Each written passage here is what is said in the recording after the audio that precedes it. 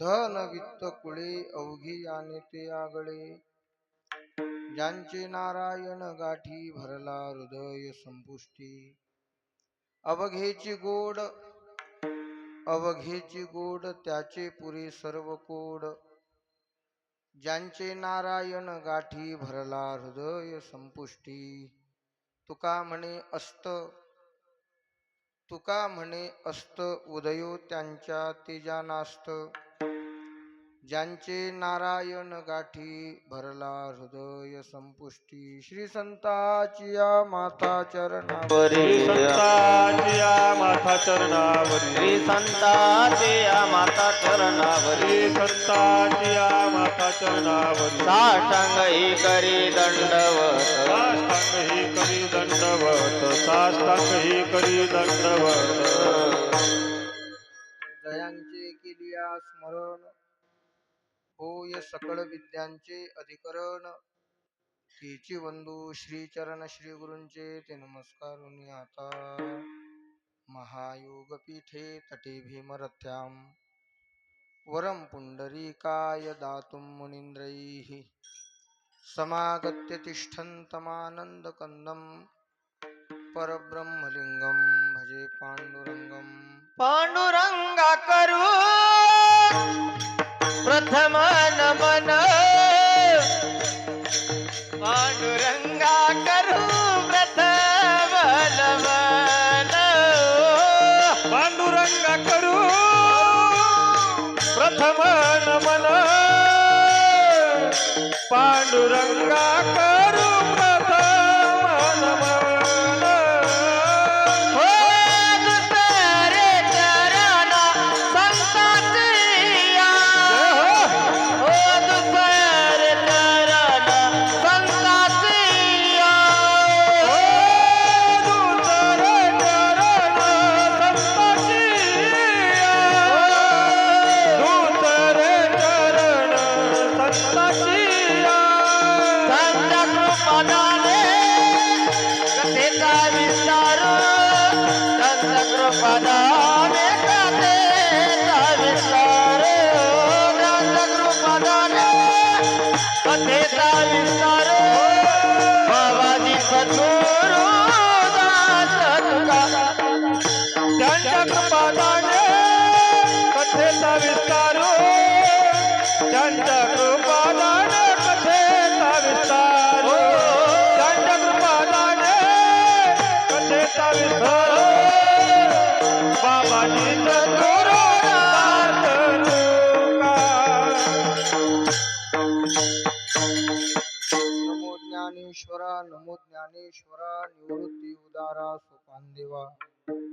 मुक्ताबाई नमो त्रिभुवन पावनी, आद्यत्रय जननी देवाची. कथम यातोसी वैकुंठम, मानवं देहमत्यजं. तुकाराम महासाधु कृपया ज्ञापयस्व मां, संपाद्य ज्ञानंच विदाय भक्तिं. विलोकितो येन समाधिराजः, वैराग्यवन्तं सुविचारयुक्तं. नमामि जोगं शिरसा गुरुंतं, त्या शेगाव सरोवरी भले.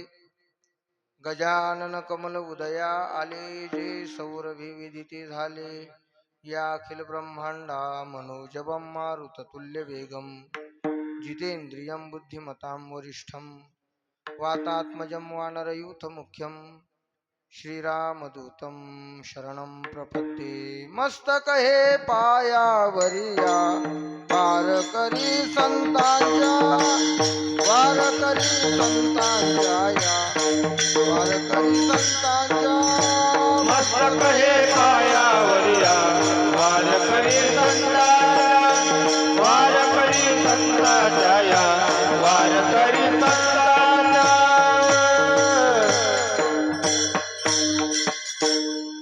धनवित्त कुळे, धनवित्त कुळे अवघी याने ते आगळे, ज्यांचे नारायण गाठी भरला हृदय संपुष्टी. सेवेला घेतलेला अभंग श्रीमंत श्री जगद्गुरु तुकाराम महाराजांच्या अभंग गाथेतील संतपर प्रकरणातील अभंग असून, या अभंगातून श्रीमंत श्री जगद्गुरु तुकाराम महाराजांनी संतांच्या श्रेष्ठतेचा महिमा, संतांच्या श्रेष्ठतेचं वर्णन केलेलं आहे. विठ्ठल विठ्ठल विठ्ठल विठ्ठल विठ्ठल विठ्ठल विठ्ठल. सेवेला आरंभ करण्यापूर्वी परिहार देणं भक्ताचं कर्तव्य असतं. तो परिहार असा: आपल्या अत्यंत पवित्र पुण्यवान गावामध्ये अर्थात तरुळाडी गावामध्ये गेल्या अनेक वर्षापासून चैत्र महिन्याच्या या पवित्र कालावधीमध्ये संपन्न होत असलेला हा भव्य दिव्य अखंड हरिनाम सप्ताह भक्त शिरोमणी हनुमंतरायाच्या दरबारामध्ये मारुती संस्थान तरुळाडी सर्व ग्रामस्थ मंडळी सर्वांच्या संयुक्त विद्यमाने आपण हा सप्ताह या ठिकाणी संपन्न करीत आहात. संत श्रेष्ठ वियोगी महाराजांच्या वास्तव्याने येण्याने पवित्र झालेली आपली ही तरोळाडी, आपलं गाव, आपली भूमी, आणि या सप्ताहामध्ये यावर्षी अत्यंत असा चांगला सुयोग जुळून आलेला आहे. ज्या परंपरेचं अनुसरण आपलं गाव करतं ती वारकरी संप्रदायाची दिव्य परंपरा संत शिरोमणी सकाराम बाबापर्यंत आणि वैकुंठवासी सद्गुरू श्री श्रीराम बाबापर्यंत या ठिकाणी आलेली आहे. त्या परंपरेचं अनुसरण आपण समस्त गावकरी मंडळी या ठिकाणी करत आहात. यावर्षी अत्यंत महत्त्वाचा योग जुळून आला ते म्हणजे हरिभक्तीपरायण परमपूजनीय गुरुवर्य वैकुंठवासी श्रीराम महाराजांच्या जन्मशताब्दीच्या निमित्ताने या कार्यक्रमाला आणखी दिव्यता आलेली आहे.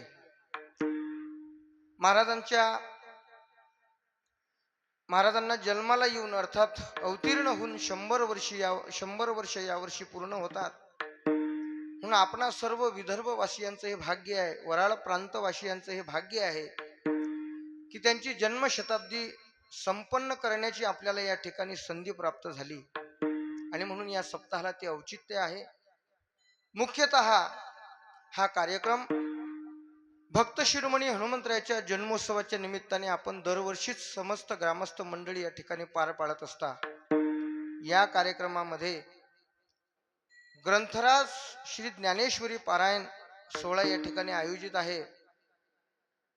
आमचे हरिभक्तीपरायण गुरुवर्य भानुदास बाबांच्या या पवित्र मुखारविंदातून आपणाला पारायण करण्याची या ठिकाणी संधी प्राप्त झाली.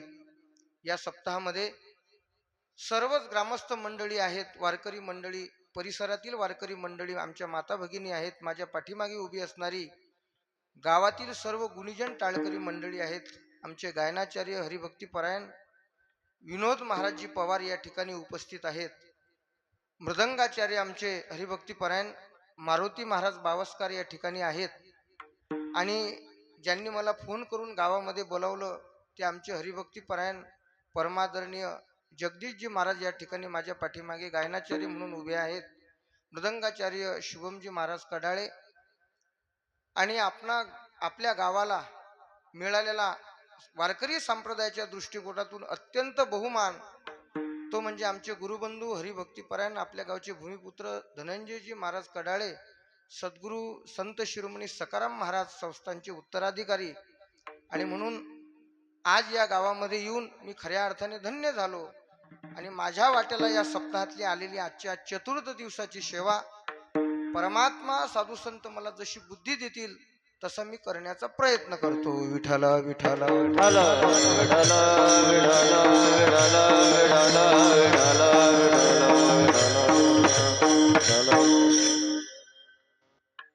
आपण जर विचार करायला लागलो तर हा जो चाललेला कालावधी आहे अत्यंत पवित्र आहे. नामदेव महाराजांनी या कालावधीचं वर्णन असं केलेलं आहे: उत्तम हा चैत्र मास आणि ऋतू वसंताचा दिवस. या चैत्र महिन्यामध्ये आपल्या भारतीय सनातन संस्कृतीमध्ये मानलेल्या 12 महिन्यापैकी पहिला महिना म्हणून वर्षाची सुरुवात या महिन्यामध्ये होते. 6 ऋतूमध्ये श्रेष्ठ असणारा वसंत नावाचा ऋतू या महिन्यामध्येच येतो. जगाला आदर्श असणारं व्यक्तिमत्व म्हणून ज्या अवताराकडे पाहिल्या जातं ते मर्यादा पुरुषोत्तम भगवान प्रभू श्री रामचंद्राचा जन्मोत्सव याच महिन्यामध्ये आहे. आणि जगातल्या सर्व संतांनी भक्तीच्या बाबतीमध्ये ज्यांचा आदर्श घ्यावा त्या हनुमंतराचा देखील जन्मोत्सव या महिन्यामध्येच आहे. विठाला विठाला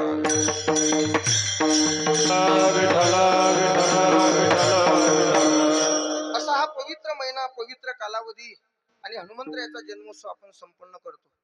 अर्थात असा आहे, परमात्म्याचा जन्मोत्सव असतो, संतांची पुण्यतिथी असते, आणि घातला तर तुमचं माझं श्राद्ध असतं. जर घातलं तर ते पुढचं बोलतो, केलं तर मुलाने आपलं श्राद्ध होतं. वर्षभर त्यांनी आठवणीत ठेवलं तर पुढचा काळ इतका भयानक आहे महाराज. आजची परिस्थिती तुम्ही पहा. तुम्ही बातमी वाचली का नाही वाचली मला माहिती नाही, परंतु असं आहे, परवाच पेपरला बातमी अशी आली की उत्तर प्रदेशामध्ये घडलेली घटना की मुलांनी वडिलाला घराच्या बाहेर काढलं, बेदखल केलं आणि वृद्धाश्रमामध्ये ठेवलं. अशी परिस्थिती आजच्या कालामध्ये आहे. म्हणून घातलं तर श्राद्ध असं म्हणावं लागेल. परंतु दोन बाबतीचा जर आपण विचार करायला लागलो तर परमात्म्याची जयंती असते आणि संतांची पुण्यतिथी असते, अर्थात समाधी सोहळा असतो. याच्या पाठीमागे कारण आहेत. काय कारण आहे? देवाचा जन्मोत्सव का आपण संपन्न करतो? म्हणून वामन जयंती, नृसिंह जयंती, कृष्ण परमात्म्याची अष्टमी आणि प्रभू श्रीरामाची नवमी हे जन्मोत्सव आहेत. हे देवाचे जन्मोत्सव का साजरे करतो त्याचं कारण कृष्ण परमात्म्याने गीतेमध्ये सांगितलेलं आहे. गीतेमध्ये 4थ्या अध्यायाच्या 7व्या आणि 8व्या श्लोकामध्ये वर्णन करत असताना आपण का अवताराला येतो हे त्यांनी सांगितलं. पण अवतार आपण घेतो त्या अवताराचं कारण सांगत असताना भगवंतांनी सांगितलं की अर्जुना, माझं जन्माला येणं हे काही सर्वसामान्य माणसासारखं नाही. माझं जन्माला येणं हे दिव्यतेचं प्रतीक आहे. परमात्म्याचा जन्म दिव्य आहे आणि कर्म दिव्य आहे, म्हणून त्याचा जन्मोत्सव. विठाला विठाला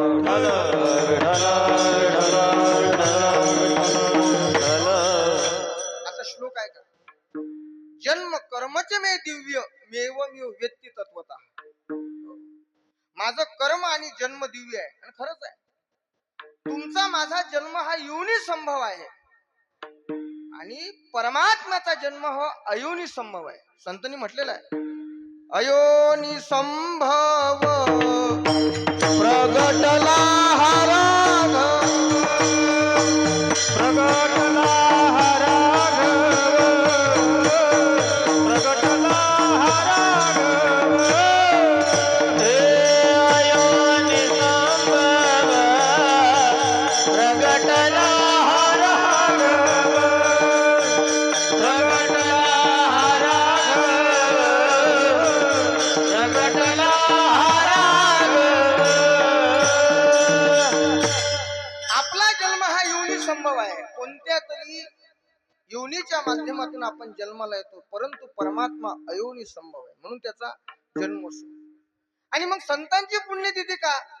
तर त्याचं कारण देवाच्या येण्याला किंमत आहे आणि संतांच्या जाण्याला किंमत आहे. म्हणून विठाला विठाला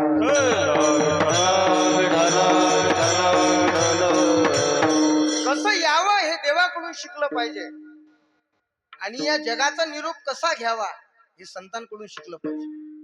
कसं जावं? माणसं रडत रडत जातात, पण संतांचं जीवन ते आहे की ज्यांच्यासाठी समाज रडतो आणि ते आनंदात जातात. याला जाणं म्हणतात. जाताना आपण नाही रडलो पाहिजे, विकू कमी करा. जाताना आपण नाही रडलो पाहिजे, जाताना समाज रडला पाहिजे आणि आपण हसत गेलो पाहिजे. विठाला विठाला ज्ञानोबरायांचा समाधी प्रसंग जर आपण ऐकला, किंवा तुम्हा सर्वांना सांगतो, आपण सर्व वारकरी मंडळी आहात, नामदेव महाराजांनी ज्ञानेश्वर महाराजांचा समाधी प्रसंग लिहिलेला आहे. मराठी भाषेत आहेत, अभंग आहेत. नुसता वाचला, कितीही दगड अंतकरणाचा जरी माणूस असला तरी त्याच्या डोळ्यातून अश्रू आल्याशिवाय राहत नाही. नुसता वाचला तरी. ऐकू नका कोणाकडून, वाचा फक्त. नामदेव महाराज वर्णन करतात, नामा म्हणे संत कासा वीस सारे लावी ती पदर डोळी असी. याला जाणं म्हणतात. लोकांनी आपल्यासाठी रडावं याही पेक्षा जगातल्या संतांनी आपल्यासाठी रडावं याला जाण्याचा आदर्श म्हणतात. विठाला विठाला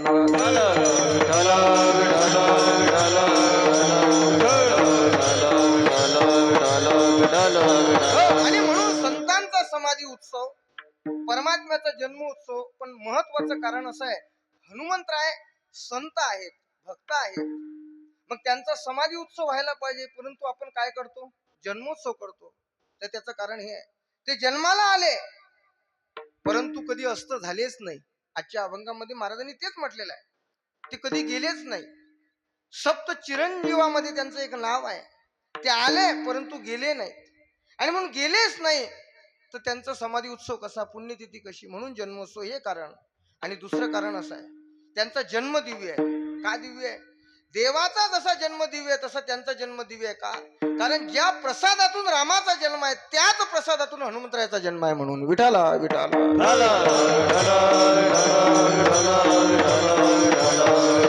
आणि म्हणून अशा भक्त शिरोमणी हनुमंतरायाचा हा जन्मोत्सव या ठिकाणी संपन्न होतो. शेवेला घेतलेला अभंग तुकाराम महाराजांचा आहे. महाराजांनी संत या जगामध्ये कसे श्रेष्ठ आहेत त्याचं वर्णन केलेलं आहे. सज्जनो, तुकाराम महाराजांचं जीवन जर आपण एकंदरीत पाहिलं तर महाराजांच्या आवडीचा विषय संतांचं वर्णन. म्हणून गाथ्याचा 1/3 भाग संतांच्या वर्णनामध्ये तुकाराम महाराजांनी घालवलेला आहे. गाथा वाचा आपण.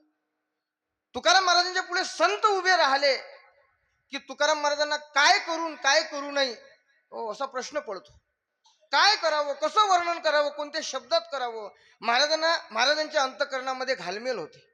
कारण की महाराजांच्या आवडीचा विषय संत आहेत. आणि त्यांनी म्हटलेलं आहे, माझी जातीचे मज भेटो कोणी, आवडीची धनी फेडावया, आवडेच्या हरी अंतरापासून, ऐसी याचे मनी आर्त माझे, ऐसी याचे मनी आर्त माझे, ऐसी याचे मनी आर्त माझे,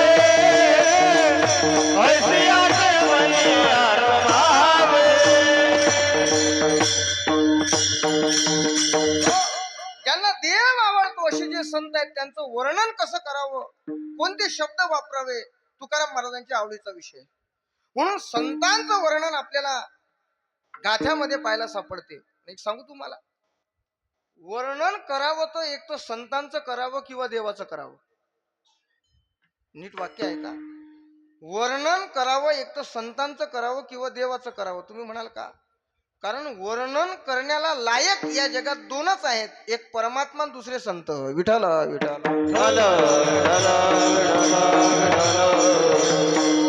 म्हणून वर्णन त्यांचं आहे. संतांचं करावं किंवा देव मान्य देव रूप असणाऱ्या संतांचं करावं किंवा परमात्म्याचं करावं. तुम्ही म्हणाल मग आमचं, आपलं नाही. आपलं वर्णन नाही होऊ शकत. हा, वरण खाण्याच्या लायकीचे आहोत आपण. आपण काय खाल्लं पाहिजे? वरण खाल्लं पाहिजे. वर्णन नाही होऊ शकत. आपण ज्याच्या जीवनामध्ये काही पुरुषार्थ नाही, काही जीवनामध्ये मिळकत नाही, काही कमवलं नाही, योग्य रीतीने जीवन जगलं नाही, त्याचं कोणी वर्णन करावं? विठाला विठाला. म्हणून जे बुद्धिमान लोक झाले आपल्या इतिहासामध्ये, पुराण कालामध्ये, आपल्या देशामध्ये जेवढे बुद्धिमान लोक झाले, ऋषी मुनी संत महात्मे साधू सज्जन जेवढे काही झाले असतील, त्यांनी जे लिहिलेले ग्रंथ आहेत ते ग्रंथ जर आपण वाचले तर त्याच्यामध्ये दोघांचंच वर्णन पाहायला सापडतं. एक तर परमात्म्याचं वर्णन किंवा संतांचं वर्णन. वेदामध्ये एक तर देवाचं वर्णन आहे किंवा संतांचं वर्णन आहे. शास्त्रामध्ये एक तर देवाचं वर्णन आहे किंवा संतांचं वर्णन आहे. पुराणामध्ये एक तर देवाचं वर्णन आहे किंवा संतांचं वर्णन आहे. भागवत आपण ऐकतो, भागवतामध्ये कृष्ण कथा, राम कथा किंवा रामकृष्णाची भक्ती करणाऱ्या भक्ताची कथा, हेच वर्णन आहे. शास्त्र घ्या, वेद घ्या, पुराण घ्या किंवा संत वाङ्मय घ्या, यामध्ये जर आपण वर्णन पाहायला लागलो तर देवाचं किंवा संतांचं आहे. आणि म्हणून ज्ञानोबांनी हरिपाठामध्ये म्हटलेलं आहे, सर्व शास्त्र, सर्व पुराण आणि सर्व वेद कोणाला गातात? चहुवेदी जाण शास्त्री कारण 18ही पुराण हरीशी गातात. परमात्म्याचं वर्णन करतात. नाही देवाचं वर्णन त्यांना करायला सापडलं तर मग ते संतांचं वर्णन करतात. वैष्णवांची कीर्ती गायली पुराणी, वैष्णवांची कीर्ती गायली पुराण, वैष्णवांची कीर्ती गायली पुराण, वैष्णवांची कीर्ती गायली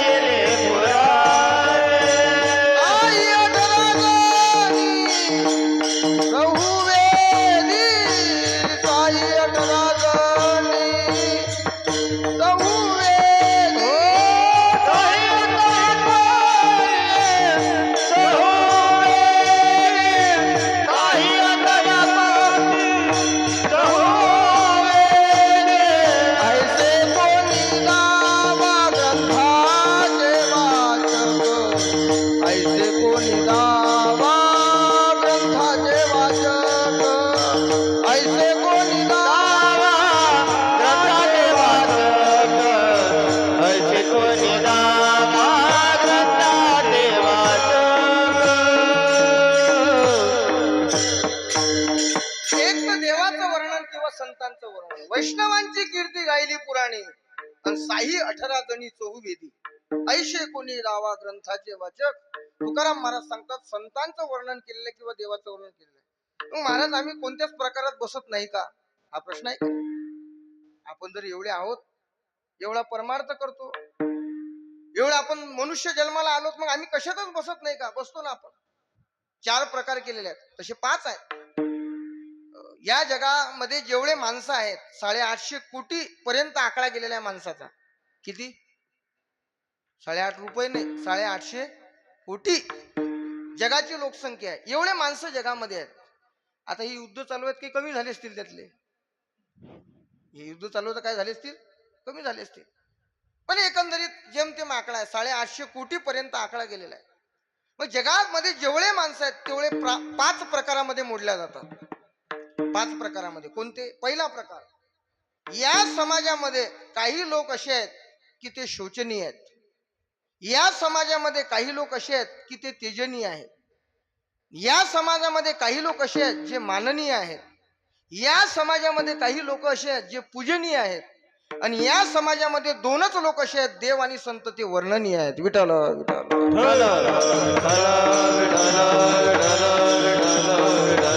आता आपण या कोणत्या प्रकारामध्ये मोडतो, हा ज्याचा त्यांनी तपास घेतला पाहिजे. ज्याचा त्यांनी काय केला पाहिजे? तपास घेतला पाहिजे. पहिला प्रकार, काही लोक समाजातले शोचनीय आहेत.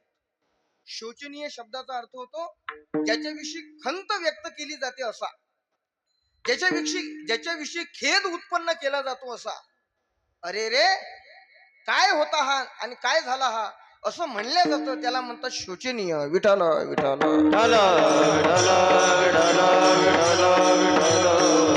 आता असा कोण आहे समाजातला? असा घटक कोण आहे? तो घटक आहे संतांच्या नजरेमध्ये आणि शास्त्राच्या नजरेमध्ये आपण खेदनीय आहोत. कोणता घटक खेदनीय आहे? तर ज्याला माणसाचा शरीर प्राप्त झाला, माणसाचा देह प्राप्त झाला, पण परमात्म्याची भक्ती करत नाही, चांगलं वागत नाही, संतांच्या नजरेमध्ये तो शोचनीय आहे. विठ्ठल विठ्ठल.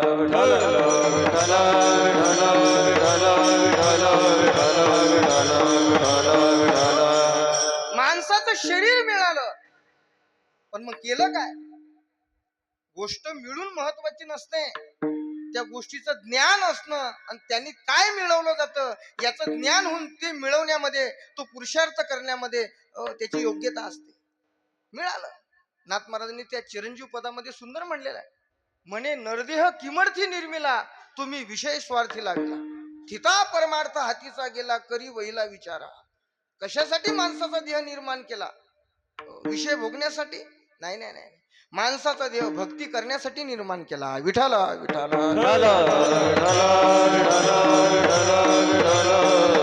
पण जे लोक शरीर मिळूनही, ऐका, जे लोक माणसाचं शरीर मिळूनही भगवंताच्या भक्तीकडे वळाले नाही, अशा लोकांविषयी संत खेद निर्माण करतात.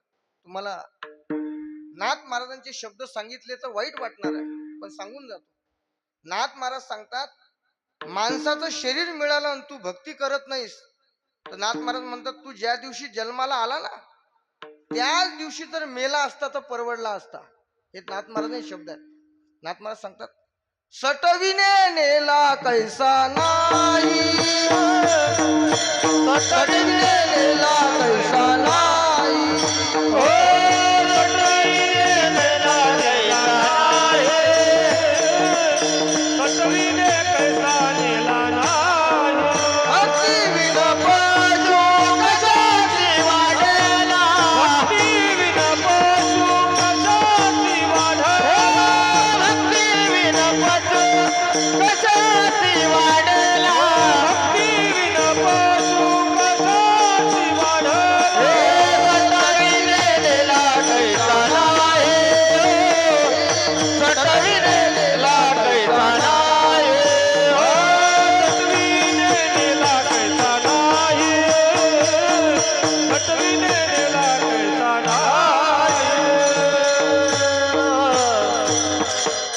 भक्तीशिवाय जगणं ते का जगणं आहे? नाथ महाराज सांगतात, भक्तीशिवाय जगणं ते जगणं आहे. भक्तीविण पशु कशाशी वाढला. आणि सटवीने नेला कैसा. सटवी हे कधी येते, कोणत्या दिवशी येते? पाचीच्या दिवशी येते. म्हणून ज्ञानोबाने म्हटलेलं आहे, सटवीची आहे राती न विसंबीची जेवी वाती. ज्ञानोबा म्हणतात त्या रातीला ते सटवी येते. हा त्याच दिवशी जर गेला असता तर नाथ महाराज सांगतात परवडलं असतं. म्हणून संत त्या लोकांविषयी खेद निर्माण करतात जे भक्ती करत नाही. म्हणून ज्ञानोबांनी तर असं म्हटलेलं आहे. ज्ञानोबांचे याच्या पुढचे शब्द आहेत. ज्ञानोबा म्हणतात, जो मनुष्य भक्ती करत नाही तो मनुष्य आणि पृथ्वीवर असणारा दगड सारखाच आहे. दगडामध्ये त्याच्यामध्ये काही फरक नाही असं म्हटलेलं आहे. माझी भक्तीवीण जळवते जियाले पण अगा पृथ्वीवरी पाषाण नसती काही. दगड का कमी झाले? पुन्हा तुझं जीवन त्याच्यामध्ये दगडाप्रमाणे आहे. भक्ती करत नाही. म्हणून जे लोक भक्ती करत नाही त्यांच्याविषयी संतांनी शास्त्राने कायम खेद व्यक्त केलेला आहे. लक्षात ठेवा, वाईट माणसाने आपल्याला वाईट म्हणलं काही बिघडत नाही, पण चांगल्या माणसाने जर वाईट म्हटलं तर आपल्या जीवनामध्ये बिघाड झाल्याशिवाय राहत नाही. विठ्ठल विठ्ठल विठ्ठल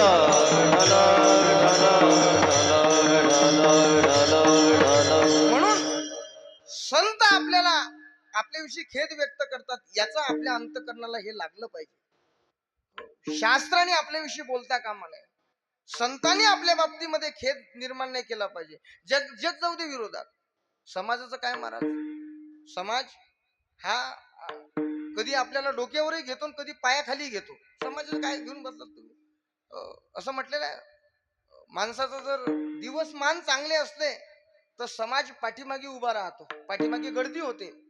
आणि दिवसमान बिघडले तर आपल्याला गर्दीत उभं केलं जातं. असं आहे. म्हणून संतांनी आपल्यावर नाराज होता कामा नये. आणि संत त्याच्यावर नाराज होतात ज्याच्या जीवनामध्ये माणसाचा जन्म मिळून या चांगुलपणाच्या गोष्टी नाहीत. एका सुभाषितकाराने असं म्हटलेलं आहे, येशाम न ज्ञानम न तपो न भक्ती ज्ञानम न गुणम न शिलो न धर्मा ते मृत्यू लोके भुवी भार भूता मनुष्य रूपेण मृगाश्चरंती. विठाल विठाल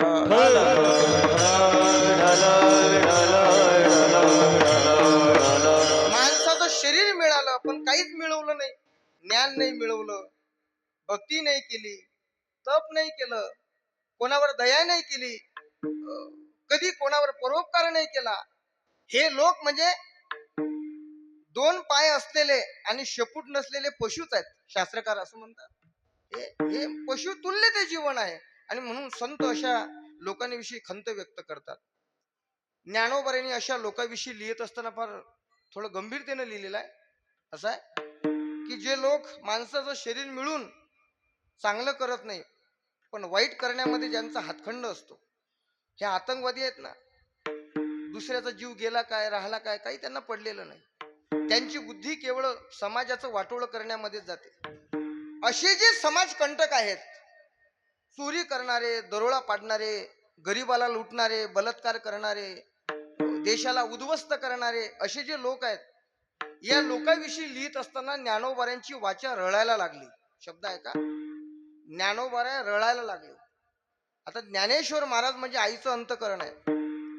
ज्ञानेश्वर महाराज डोळेने रळायला लागले. शब्द आहे का? ज्ञानोबांची वाणी रळायला लागली. डोळे रडणं वेगळं आणि वाणी रडणं वेगळं. ज्ञानोबारे ज्ञानेश्वरी सांगत होते त्यावेळेला वाणीतून सांगत होते आणि ज्ञानोबांची वाचा रळायला लागली. स्वतः त्यांनी लिहिलेलं आहे. ज्ञानोबारे म्हणतात, या लोकांनी माणसाच्या शरीराला आले, वाईट कर्म केलं, चांगलं तर केलंच नाही, भक्ती तर केलीच नाही, वाईट कर्म केलं. पण आता त्याचा परिणाम यांना ज्या वेळेला भोगायला मिळणार आहे त्यावेळेला तो असहनीय आहे. आणि तो परिणाम त्यांचा लक्षात घेऊन ज्ञानोबांच्या वाचेला अश्रू अनावर झाले. ज्ञानोबांची वाणी रडायला लागली. 16व्या अध्यायामध्ये आसुरी संपत्ती वाल्याचं वर्णन करत असताना माऊलीने असं म्हटलेलं आहे, आहा सांगता वाचा रडे. शब्द आहे का? आहा सांगता वाचा रडे तेथ मन होय खिरडे. ज्ञानोबा म्हणतात, माझं मन खिन्न होतं, व्याकुळ होतं. तेथ मन होय खिरडे कटारी मूर्खी केवढे जोडिले निरय. निरय म्हणजे नरक. या माणसाच्या शरीरामध्ये जन्माला येऊन या लोकांनी इतकं वाईट कर्म केलं की आता नरकापासून यांना कोणी वाचू शकत नाही. म्हणून ज्ञानोबांची वाणी रडायला लागली. विठाला विठाला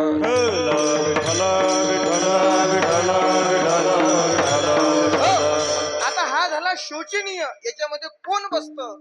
ज्याचा त्याच्या अंतःकरणाने तपास घ्या. दुसरा वर्ग आहे समाजातला, तो शोचनीय नाही, तो तेजनीय आहे. तेजनीय शब्दाचा अर्थ होतो त्याच्यापासून लांब गेलं पाहिजे, ज्याचा त्याग केला पाहिजे, ज्याच्यापासून दोन हात कधीही जीवनामध्ये दूर राहिलं पाहिजे, त्याला म्हणतात तेजनीय. कोण आहे हा तेजनीय? तेजनीय तो आहे ज्याचा नामोल्लेख संतांनी शास्त्रांनी केलेला आहे. त्याचं नाव आहे दुर्जन. काय नाव आहे? दुर्जन. कोणाला म्हणतात दुर्जन? आता हे कसं आहे, हे लक्षण असतात. हे शास्त्राचं बोलणं, संतांचं बोलणं किंवा आमचं कीर्तनातलं बोलणं म्हणजे हे रेडीमेड कापडाचं दुकान आहे. ज्याला जे झालं त्याने ते घेऊन जायचं, फुकट आहे, पैसे लागत नाही, पैसे नाही ना, फुकट, रेडीमेड. दुर्जन कोणाला म्हणतात? दुर्जनाचं गाव असतं का? दुर्जनाची जात असते का? दुर्जन कोणत्या समाजामध्ये राहतो का? नाही नाही नाही, असं काही नाही. मग प्रत्येक समाजात तो असतो, प्रत्येक जातीत तो असतो आणि प्रत्येक गावात तो असतो. विठाला विठाला विठ्ठला विठ्ठला विठ्ठला विठ्ठला विठ्ठला विठ्ठला. तुम्हाला जर आयुष्य दुर्जनाबरोबर काढायचं ठरवलं, म्हणजे तुमचं जर आयुष्य त्याच्यासोबत निघत असेल, तर तुकाराम महाराज सांगतात, दरीमध्ये उडी मारलेली चांगली. एखादी दरी आहे, मोठा तलाव आहे, एखादा डोंगर आहे, उडी मारून टाका, पण त्याच्या बरोबर राहू तुका म्हणे दरी सुखे शेवावी ते बरी. ते दरीत गेलेलं बरं, पण अशा व्यक्ती सोबत राहू नये. कोण आहे दुर्जन? दुर्जन त्याला म्हणतात. कोणाला म्हणतात दुर्जन? की जो आपल्या शरीराने, आपल्या वाणीने आणि आपल्या अंतःकरणातल्या विचाराने समाजाला कायम त्रास देतो, त्याला म्हणतात दुर्जन. विठाला विठाला मग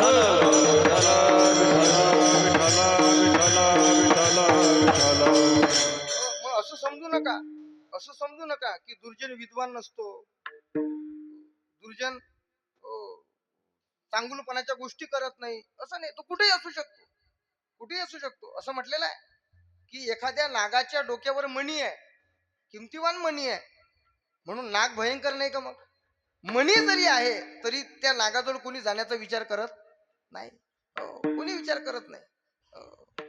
आणि म्हणून दुर्जन कुठेही असू शकतो, शिकलेला असू शकतो. असं कोणी सांगितलं? एखादा फार मोठा शिकलेला आहे, तो दुर्जन नसतो का? आपल्या कर्मातून दुसऱ्याला त्रास देणारा तो दुर्जन असतो. मग तो कोणत्याही जातीमध्ये, समाजामध्ये, गावामध्ये, राज्यामध्ये, देशामध्ये कुठेही राहू शकतो, तो दुर्जन. अशा दुर्जनाची संगती माणसाने करू नये, तो तेजनीय सांगितलेला आहे कायमस्वरूपी. कोणी असू द्या, इतिहासामध्ये, पुराणामध्ये अशी उदाहरणं आहेत.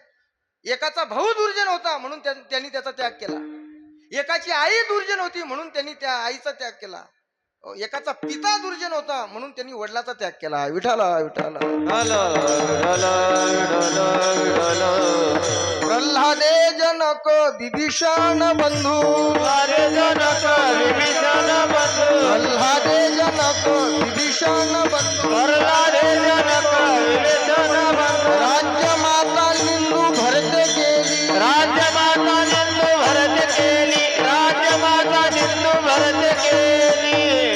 प्रल्हाद आणि जनकाचा त्याग केला. जनक म्हणजे वडील, जनक म्हणजे वडील. त्याचे वडील कोण होते? हिरण्यकशिपू, दुर्जन होते, म्हणून वडिलाचा त्याग केला. प्रल्हाद हे जनक, विभीषणे बंधू, विभीषणाने रावणाचा त्याग केला. भाऊ का असं ना, पण दुर्जन आहे, त्याग केला. आणि राज्य माता निंदू भरती केली. संत आपल्याला सांगतात, भरताने आपल्या आईचा, कैकईचा त्याग केला, कारण दुर्जन होते. दुर्जन कोणी असो त्याचा त्याग करायला सांगितला, त्याला म्हणतात तेजनीय, त्याला म्हणतात तेजनीय. असं आहे. हे झाले दोन. आता कुठं आपण बसतो ते पहा. तिसरा टप्पा असा आहे, काही लोक माननीय असतात. माननीय म्हणजे ज्यांना कायम मान द्यावा लागतो, अशामध्ये राजकारणी लोक मोडतात, पुढारी लोक मोडतात. ते कुठेही असले, कोणत्याही पक्षाचे असले तरी त्यांना काय द्यावा लागतो? माननीय. म्हणून त्यांच्या पुढे पहा तुम्ही, कोणताही पुढारी असला, मा करून टिंब दिलेलं असतं.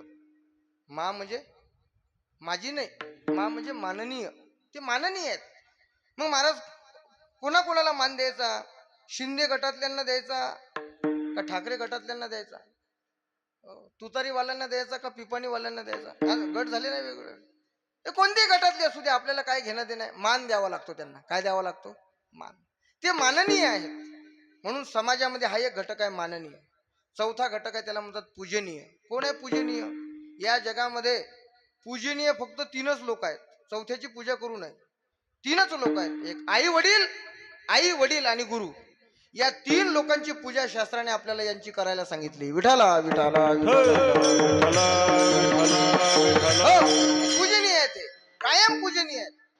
मी असं कीर्तनात सांगितलं आणि एक जण कीर्तन झाल्यावर माझ्याकडे आला म्हणे, महाराज तुम्ही आता सांगितलं म्हणे कीर्तनात की आई वडील आणि गुरु हे पूजनीय आहेत. म्हटलं हो. म्हणजे तुम्हाला आमच्या म्हातारीचा स्वभाव नाही माहित म्हणे कसा आहे. आमची बुडी तुम्हाला माहित नाही कशी आहे. हो, आमचा म्हातारा माहित नाही, पण असं आहे लक्षात घ्या, आई वडील कसेही असू द्या त्या मुलाकरता आई वडील कायम पूजनीय असतात, हे लक्षात ठेवा. कसेही असू द्या, कसेही असू द्या, कसे असू द्या, कसाही त्यांचा स्वभाव असू द्या, पण ज्या मुलाला त्यांनी जन्म दिला त्या मुलाकरता मरेपर्यंत ते पूजनीय असतं.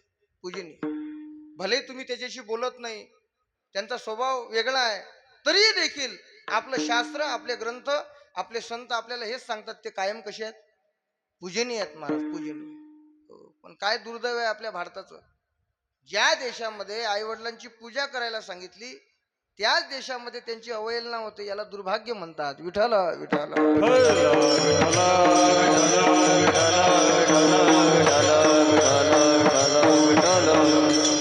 अवहेलना होते. एका मुलाने आपल्या आईला वृद्धाश्रमामध्ये पाठवलं. बायकोचं पटत नव्हतं, शहरात राहणारा, वन रूम किचन अशी परिस्थिती, वृद्धाश्रमामध्ये पाठवलं. पण त्याचं प्रेम होतं आईवर.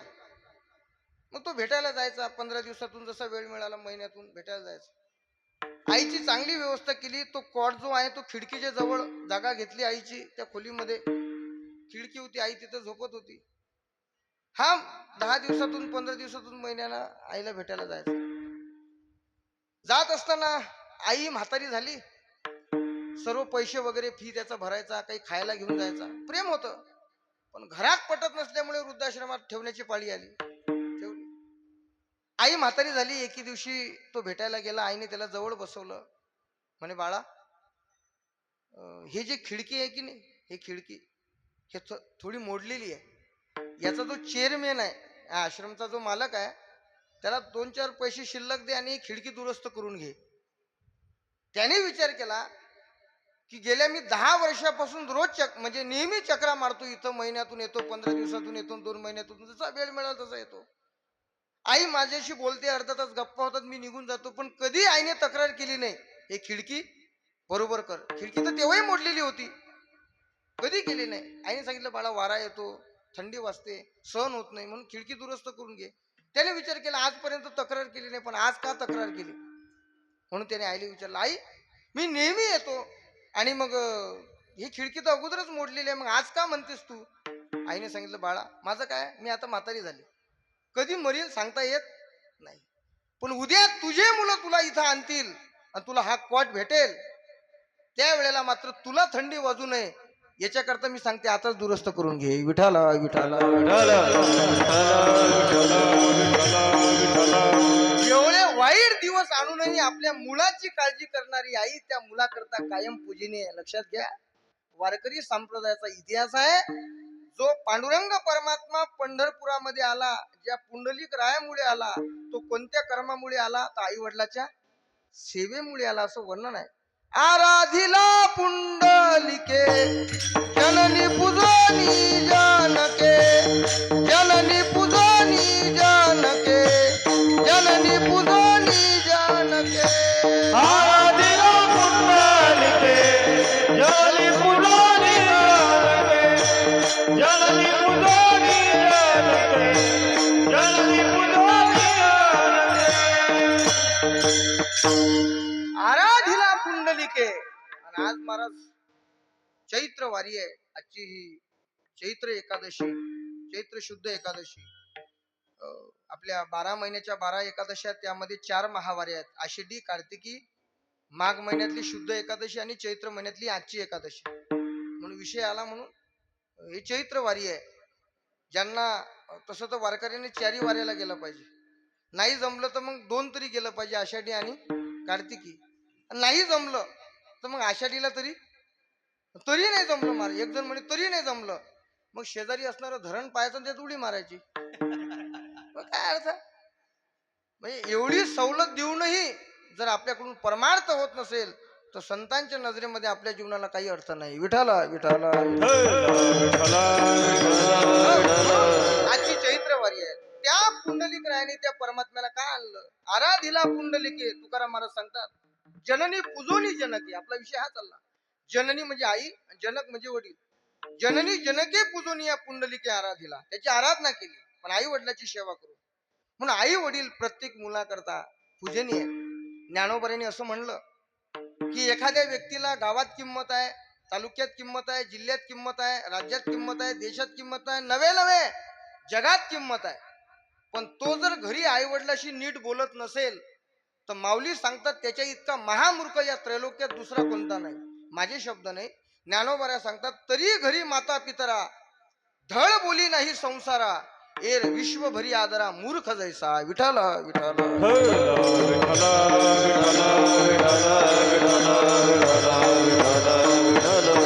आई वडील जसे पूजनीय आहेत तसे गुरु देखील आपल्याला काय, ज्यांनी जे गुरु केले त्यांनी मरेपर्यंत त्यांची पूजा केली पाहिजे. काही लोक म्हणतात आमच्या गुरुनं असंच केलं. तर मग केले का गुरु तसे? एक गोष्ट कायम आपण लक्षात ठेवली पाहिजे, आपण त्या महाराष्ट्रातले आहोत ज्या महाराष्ट्रामध्ये ज्ञानोबा तुकोबा सारखे उच्च दर्जाचे संत झाले. आणि म्हणून माणसाने गुरुही पाहून केला पाहिजे. नाही तर मग गुरुवर श्रद्धा ठेवली, गुरु केले, सर्व व्यवस्थित चाललं आणि एक दिवस ऐकण्यात आलं गुरु तुरुंगात गेले. आणि मग म्हणतात ते असं कसं झालं? बाजारामध्ये गेल्यावर मेथीची जुडी 10 वेळाला तपासून घेणारे आपण गुरुच्या बाबतीत इतके हलके झालो. ज्या गुरुवर आपलं आयुष्य सोपवून आपल्याला परमार्थामध्ये यशस्वी व्हायचं आहे ते गुरु इतके हलके असले पाहिजे. ज्ञानोबरांनी समाजाविषयी ज्ञानोबरांनी ताशेरे ओढलेले आहेत. वाचा ज्ञानेश्वरी. ज्ञानोबा सांगतात समाज कोणाला गुरु मानतो, कोणाला मानतो? दयाचा सुग्रवा देखे, दयाचाची मंत्र शिके, येरुने घे. ज्ञानोबा सांगतात ज्याच्याकडे भरपूर गर्दी आहे, मोठमोठ्या गाड्या आहेत, डामडौल आहे. एक जण तर म्हणे माझे गुरु तर विमानाशिवाय फिरतच नाहीत. म्हटलं वरच राहू दे गुरुला. विमानात फिरणं, गाड्या असणं, संपत्ती असणं हे गुरुचं लक्षण आहे. ज्ञानोबा म्हणतात पण लोकांची वृत्ती अशी खालवली अशा लोकांना गुरु मानतात. विठाला विठाला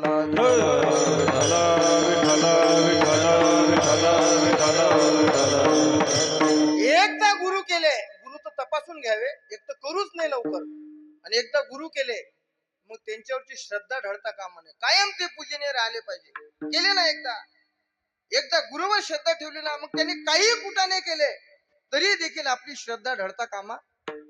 कारण की आपला उद्धार गुरु करत नसतो, गुरुवर असणारी श्रद्धा करत असते.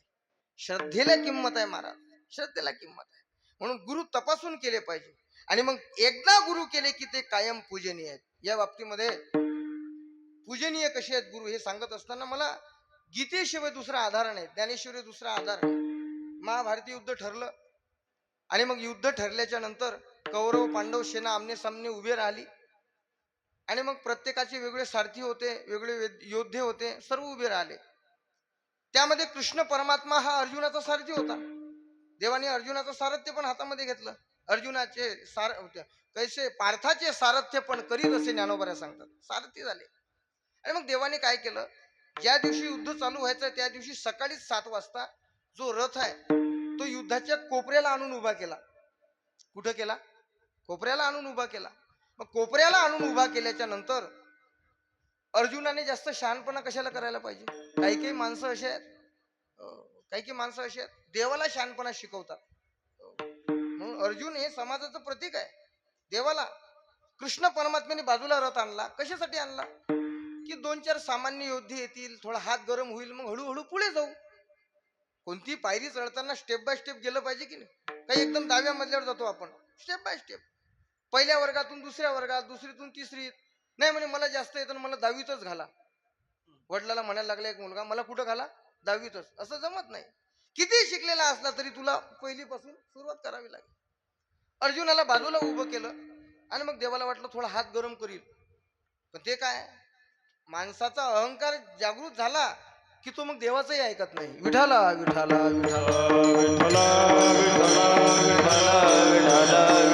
अहंकारी माणसं कोणाचंच ऐकत नाही, हे लक्षण आहे त्यांचं. तुम्ही हे पक्क ध्यानात ठेवा. जो कोणाचंच ऐकत नाही समजा याला काय झाला? अहंकार झाला. अर्जुनाला धनुर्विद्येचा अहंकार झाला. मी एवढा मोठा योद्धा, आणि खरंच होता महाराज. देवानी त्याच्या योद्धेपणाचं कौतुक केलेलं आहे. कशाचं कौतुक केलेलं आहे? योद्धेपणाचं कौतुक केलेलं आहे. आणि त्याला सांगितलं की अर्जुना, तुझं सामर्थ्य सामान्य नाही, सामर्थ्य सामान्य नाही. त्याचं कौतुक केलेलं आहे. पण तरी अर्जुनाची भाषा चुकली, भाव चुकला. तो म्हणायला लागला, देवा की एवढं मोठं युद्ध आहे, मला तू कोपऱ्यात का आणलं? मला कोणाबरोबर लढायचा आहे तो माझ्या तोळीचा पाहिजे. अशा तशा बरोबर मी शस्त्र हातात घेणारच नाही, धनुष्य घेणारच नाही. त्याचं बरोबर होतं, अर्जुनाचं काय होतं, बरोबर होतं. पण देवाला हे शहाणपणा खटकला. आणि त्याचे शब्द आहेत अर्जुनाचे, एथ आले असती आघवे परी कवणेशी मी झुंजावे, हे रणी लागे पाहावे म्हणून या. ज्ञानोबा त्याच्या मुखातले शब्द आपल्याला सांगतात. इथं तर भरपूर योद्धे आले, पण माझ्या तोळीचा पाहिजे. यावद येतान निरीक्षेहम योद्धु कामान वस्थितान कैरमया सहयोद्धव्य अस्मिन रण समुद्यमे. पहिल्या अध्यायामध्येच विचार, या लोकांमध्ये माझ्या तोळीचा कोण आहे? त्याचं बरोबर होतं. कारण की एखादा महाराष्ट्र केसरी आहे आणि तो आखाड्यामध्ये उतरला, मग त्याच्या पुढे पाप्याचं पितळ नेऊन उभं केलं, अगरबत्ती छाप, एका झापडीमध्ये तो मरून जाईल ना. त्याचंही बरोबर आहे. पण मग ते देवाला सांगणं चुकीचं होतं. अर्जुनाने सांगितलं की इथं कुठं उभं केलं, मला माझ्या तोळीचे पाहिजे. मग देवाला त्याचा राग आला. देव रथावर बसले, लगाम परमात्म्याने अशी ओढले घोड्याचे, आणि जो रथ तिथून काढला महाराज, तो थेट दोन्ही सैन्याच्या मध्ये उभा केला. आणि दोन्ही सैन्याच्या मध्ये उभा केला म्हणजे कुठं उभा केला की समोर पाहता क्षणी समोरच्याचे रथ कौरव पक्षामध्ये कोणाचे आहेत, एक द्रोणाचार्य समोर आहेत आणि भीष्माचार्य समोर आहे, त्यांच्या समोर नेऊन उभा केला. आणि मग अर्जुनाला सांगितलं की अर्जुना, तुला तुझ्या तुळीचा पाहिजेत ना, आता कर याच्या बरोबर युद्ध. कोणाबरोबर युद्ध? आता ते जे दोन नाव आहेत ना, हे नाव ऐकायला सोपे आहेत, पण त्यांचं कर्तृत्व जर इतिहासामध्ये महाभारतामध्ये जर आपण पाहिलं तर ते दोन लोक ते आहेत की एकाने अर्जुनाला कसं जेवायचं ते शिकवलं, आणि एकाने अर्जुनाला धनुष्य कसा धरायचं ते शिकवलं. आता युद्ध करणार आहे का? विठाला विठाला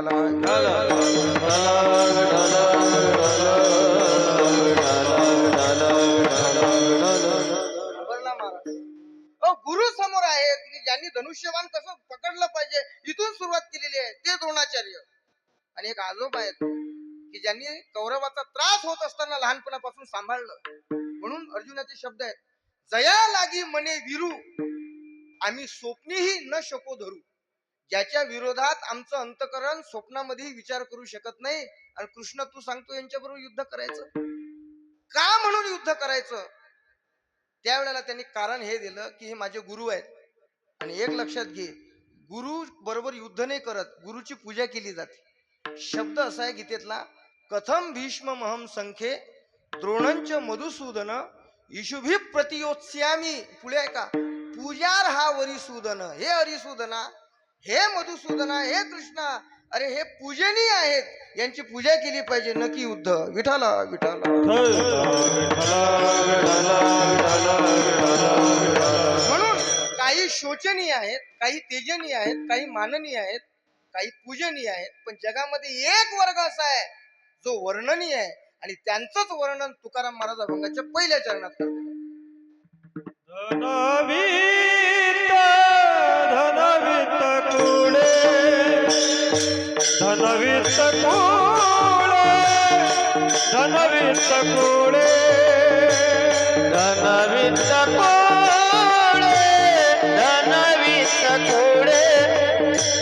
धनवित कुळे धनवित कुळे हो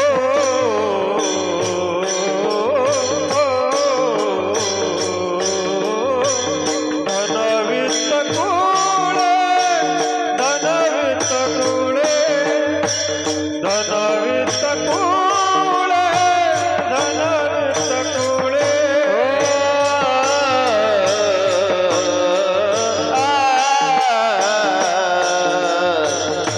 धनवित कुळे धनवित कुळे धनवित कुळे धनवित कुळे धनवित कुळे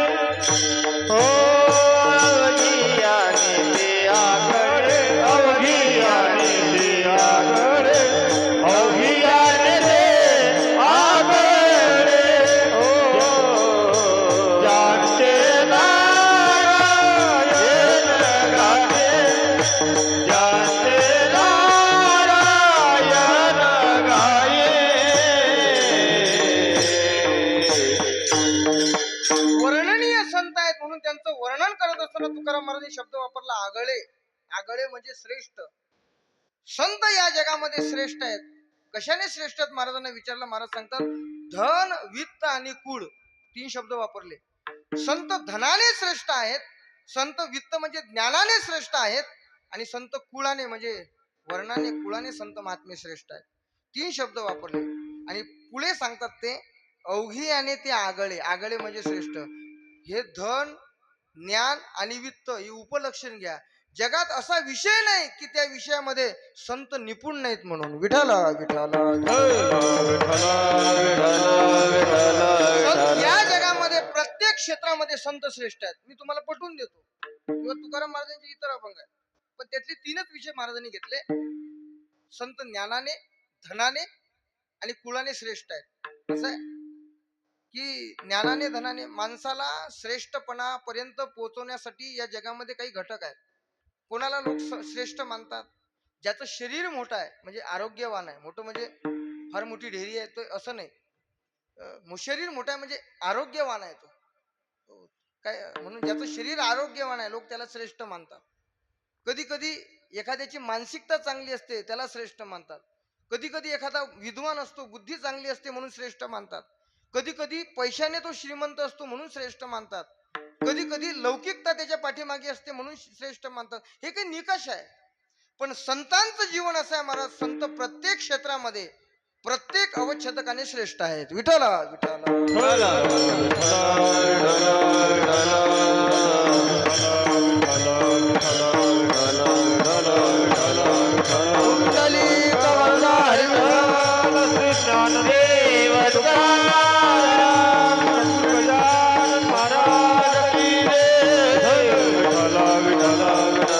साधू थोर जाना, साधू थोर जाना, थोर जाना, साधू थोर जाना, साधू थोर दान, थोर दान, साधू थोर दान, साधू थोर दान, साधू थोर दान, थोर दान, साधू थोर दान, साधू थोर दान, साधू थोर दान, थोर दान, साधू थोर दान, साधू थोर दान, साधू थोर दान, थोर दान, साधू थोर दान, साधू थोर दान.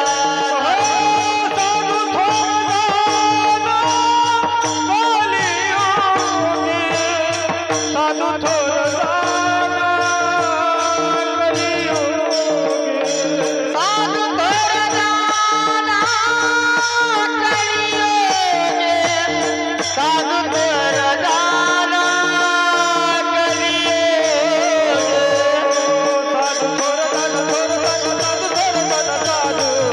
थोर दान, साधू थोर दान, थोर दान, साधू थोर दान, साधू थोर दान, हे साधू थोर दान, थोर दान, साधू थोर दान, साधू थोर दान, साधू थोर दान, थोर दान, साधू थोर दान, साधू थोर दान.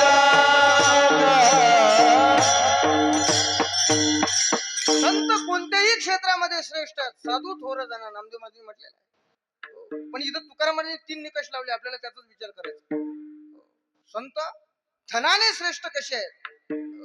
आपणही व्यवहारामध्ये ज्याच्याकडे धन आहे त्यालाच आपण सुखी मानतो. तो आहे का नाही हा भाग वेगळा. त्याला श्रेष्ठ मानतो. ज्याच्याकडे धन आहे, धनवंता लागी सर्व मान्यता आहे जगी. जगामध्ये कोणाला मान्यता आहे, समाज कोणाला मानतो, ज्याच्याकडे काहीतरी धन आहे त्याला. काहीतरी धन आहे म्हणून समर्थाचे श्वान तुकाराम महाराज सांगतात त्याशी देती सर्व मान. मोठ्या माणसाचं जर कुत्रही असलं की नाही, माणसं त्याला हाड नाही म्हणत, अहो हाड. काय शब्द वापरतात, अहो हाड. याला म्हणतात धनाची किंमत. म्हणून धनवानाला माणसं श्रेष्ठ मानतात. पण तुकाराम महाराज सांगतात संतही धनाने श्रेष्ठ आहेत, पण जे तुमच्या माझ्याकडे धन आहे त्या धनाने नाही. संतांचं धन वेगळं आहे, त्याचा विचार आपल्याला करायचा आहे. धनवानाला किंमत आहे महाराज, धनवानाला किंमत. आणि म्हणून मी असं नेहमी सांगत असतो, ज्या माणसाला जीवनामध्ये धनच मिळवायचं आहे संपत्तीच मिळवायची आहे. मला असं वाटतं की त्यांनी देवारामध्ये असणारे देवाचे फोटो बाजूला केले पाहिजे आणि त्यांनी आपला आयडॉल आदर्श रावणाला मानलं पाहिजे. कारण रावणासारखा धनिक मनुष्य या जगामध्ये आजपर्यंत झाला नाही, पुढे होणार नाही. विठ्ठल विठ्ठल.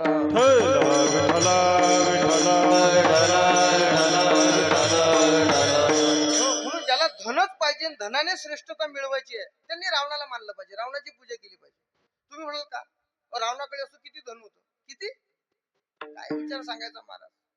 आपल्या गावामध्ये एखाद्याला जर घरकुलात नंबर लागला आणि घर त्याने बांधलं, आपण आमच्या गावातला हा श्रीमंत माणूस आहे, काय म्हणतो याला श्रीमंत. रावण किती श्रीमंत होता तुम्हाला सांगू एका वाक्यात, की तुकाराम महाराजांनी त्याचं वर्णन केलंय. तुकाराम महाराज कोणाचंही वर्णन, संपत्तीचं वर्णन करायला मोकळे, पण महाराजांनाही ज्याच्या संपत्तीची भुरळ पडली ते रावणाची संपत्ती. तुकाराम महाराजांनी 2 अभंग लिहिले रावणासाठी, आपल्यासाठी एक बी नाही. म्हणजे विचार करा आपण कोणाच्या बरोबरीचे आहोत, आपण कोणाच्या बरोबरीचे. रावणासाठी 2 अभंग लिहिले, त्याच्या संपत्तीचं वर्णन महाराजांनी केलं. एक अभंग सर्वांना पाहिजे, पण दुसरा अभंग संपत्ती. संपत्ती म्हणजे फक्त पैसा असणे संपत्ती नाही, चारही बाजूने मनुष्य संपन्न असला पाहिजे, त्याला संपत्तीवान म्हणतात, धनवान म्हणतात. नुसतं फक्त पैसेच आहेत आणि घरी मग डॉक्टर म्हणतात फक्त ताकद पेत जा, काय म्हणतात याला का धनवान म्हणायचं का. रावणाची संपत्ती अशी होती तुम्हाला सांगू, 7 कोटी घरं त्याची कशाची होती, हे जग जाहीर आहे. कशाची होती, सोन्याची. 7 कोटी. आणि ते काय आपल्या घरासारखे होते का, 1 रूम किचन, 2 रूमान किचन, संडास बाथरूम झालं घर, असं नव्हतं. वाळे होते आणि एका एका वाड्याला 10-10, 15-15, 20-20 दरवाजे होते. आणि ते दरवाजे, आता हा दरवाजा आपला मंदिरचा, असे दरवाजे, आणि तेही सोन्याचे, सर्व घरच सोन्याचं. तर त्याचं असं वर्णन केलेलं आहे रामायणामध्ये की त्याची जी चौकट होती, त्या चौकटातला जो उंबरटा असतो ना एका दरवाजाचा, तो 22 किलो सोन्याचा होता. किती किलो, आजचा काय भाव आहे म्हणा महाराज, तुम्ही सांगू नका ना, आम्ही ऐकत नाही. आजचा भाव 50 पर्यंत गेला, काल 49 होता, आज काय झाला, 50 झाला. मग आता विचार करा, तोळा त्याचे 22 किलो फक्त एका दरवाजाचा एक उंबरटा होता. अशी किती दरवाजे, अशी किती महाल, 7 कोटी महाल, त्याचे दरवाजे आणि त्याचा एक उंबरटा, 22 किलो, किती श्रीमंत. बरं नुसतं पैसाच होता का. तुकाराम महाराजांनी असं वर्णन केलं, नुसतं पैसा नव्हता महाराज. आयुष्य 14 चौकटी या आयुष्य गणना संत आपल्याला सांगतात. आयुष्य गणना म्हणजे 14 कल्प त्याला आयुष्य होतं. एवढंच नाही, शरीर सुदृढ होतं, ज्याच्या कुळाचा संबंध ब्रह्मदेवाशी डायरेक्ट होता. एवढंच नाही, 80,000 पत्न्या होत्या. किती होत्या, आता एक भेटणं पंचायत आहे. आता काय सांगतो आपण श्रीमंत, 80,000. तुकाराम महाराज म्हटलेलं आहे, 80,000 दयाला सुंदर कामिनी माझी मुख्य राणी मंदोदरी. मंदोदरी हे त्याची पट्ट राणी पतिव्रता होती. तिचं सौंदर्य नावातच आहे, नावावरून तिच्या सौंदर्याची कल्पना केलेली आहे. किती देखणी रूपवान होती. मंदोदरी शब्दाचा अर्थ होतो, सामासिक शब्द आहे, मंद अधिक उदरी बरोबर मंदोदरी. उदर म्हणजे पोट, जिचं पोट लहान ती मंदोदरी. नुसतं सौंदर्यवान नव्हती, मग पातिव्रत्याने संपन्न होती, पतिव्रता धर्म पाळत होती. एवढी राणी, एवढ्या राण्या, एवढी पतिव्रता स्त्री. बरं एवढंच नाही, त्याची संपत्ती आणखी आहे का, एकही भाऊ त्याच्या विरोधात नव्हता. एकही भाऊ विरोधात नव्हता, लक्षात घ्या, एकही भाऊ विरोधात नव्हता.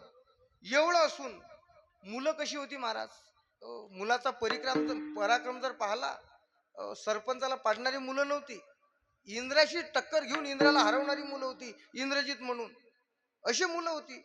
आणि बापाच्या वजनाच्या बाहेर नव्हती, शब्दाच्या बाहेर नव्हती, अशी मुलं होती. म्हणजे मुलं, पत्नी, भाऊ सर्व आज्ञाधारक. आणि एवढंही असून समुद्राचा वेळा होता त्याच्या नगरीला, सर्व लोक जीवन न्यौछावर करत होते, असा संपन्न होता. एवढंच नाही, हे झालं, एवढ्यात त्याच्या संपत्तीचं वर्णन होत नाही. पुढे महाराजांनी असं लिहिलेलं आहे की ज्ञानी होता. हे सर्व असते पण अक्कल नसते. देव एखाद्याला पैसा देतो पण अक्कल देत नाही. तो बुद्धिमानही होता म्हणजे ज्ञानी होता. त्यांनी रचलेलं शिव तांडव नावाचं स्तोत्र आजही प्रत्येक शंकराच्या मंदिरामध्ये गायलं जातं. एवढा ज्ञानी होता, संस्कृतातला विद्वान होता, ज्ञानी होता, कुळाने ब्राह्मण होता. हे सर्व असूनही जीवनामध्ये पराकुटीची भक्ती होती. काय सांगावं तुम्हाला, एक कमळ कमी पडलं म्हणून आपला डोळा शंकराच्या पार अर्पण करणारा एवढा भक्तिवान होता, एवढं सर्व होता, त्याला म्हणतात धनवान. त्याला काय म्हणतात? धनवान. म्हणून ज्याला संपत्ती मिळवायची आहे त्याने आपला आदर्श रावण करायला काही हरकत नाही. विठाला विठाला.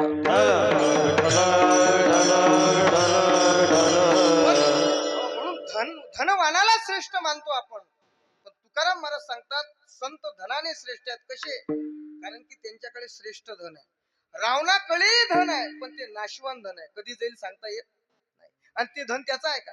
देव हे काळांचे धन, ते कुबेराचं धन आहे. पण संताजवळ जे धन आहे ते पैशाचं धन नाही. संताच्या जवळचं जे धन आहे ते परमार्थाचं धन आहे. परमार्थ महाधन, परमार्थ महाधन, परमार्थ महाधन, परमार्थ महाधन. जोडी देवाचे चरण, जोडी देवाचे चरण,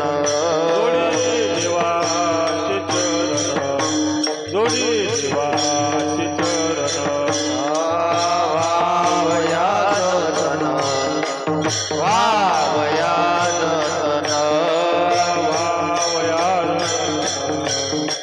वावया हे उपायाला वाटे,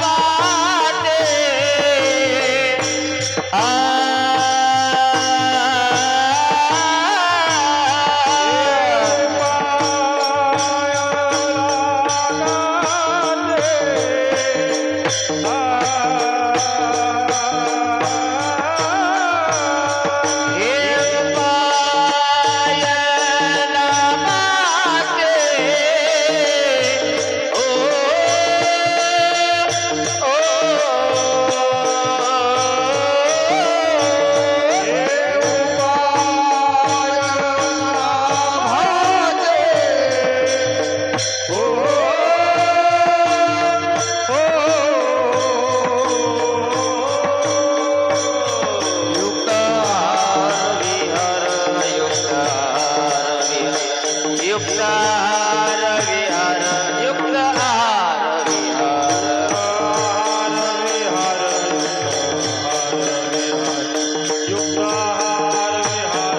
युक्ताहार विहार, परमार्थ महाधन, जोडी देवाचे चरण, वावया जतन, हे उपाय लाभाते. देवाचे चरण, वावया जतन, हे उपाय लाभाते. परमार्थ महाधन. संतांच्या जवळ जे धन आहे ना महाराज, ते त्याचा नाश नाही होत. धनाचे दोन प्रकार आहेत, एक अपकृष्ट धन आणि एक उत्कृष्ट धन. आपण जे मिळवतो ते अपकृष्ट आहे, नीच दर्जाचं आहे, नाशवान आहे, कधी जाईल सांगता येत नाही. पण संत धनाने श्रेष्ठ आहेत. महाराज जे म्हणतात ते श्रेष्ठ धनाने संपन्न आहेत म्हणून. आज आपण ज्यांची जन्मशताब्दी साजरी करतो, वैकुंठवाशी सद्गुरुशी श्रीराम महाराजांनी धन कोणतं कमावलं? भौतिक धनाचा तर त्यांनी परित्याग केला. माझ्या गावापासून अगदी 5 ते 6 किलोमीटर अंतरावर त्यांचं गाव आहे. 100 एकर शेती वडिलोपार्जित. 2 भाऊ, एका भावाला 50 एकर, एका भावाजवळ 50 एकर, म्हणजे यांच्याकडे 50 एकर. यांनी हे 50 एकर त्या भावाला देऊन दिली. हिस्सेवाटी केली नाही, स्वतःकडे संपत्ती घेतली नाही, त्या संपत्तीचा त्याग केला. पण परमार्थ रूपी धन असं कमवलं. 100 वर्ष जरी झाले तरी समाज आजही त्यांची आठवण काढतो. याला म्हणतात परमार्थाचं धन. विठाला विठाला.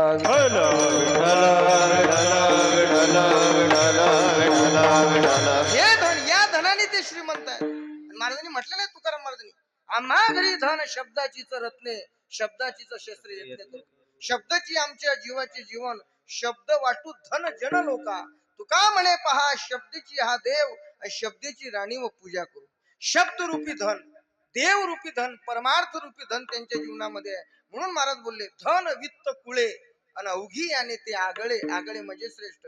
धनाने श्रेष्ठ आहेत, संत ज्ञानाने श्रेष्ठ आहेत. आपल्या जवळही ज्ञान आहे, पण आपल्या जवळ भौतिक ज्ञान आहे आणि संतांच्या जवळ आध्यात्मिक ज्ञान आहे. विठ्ठल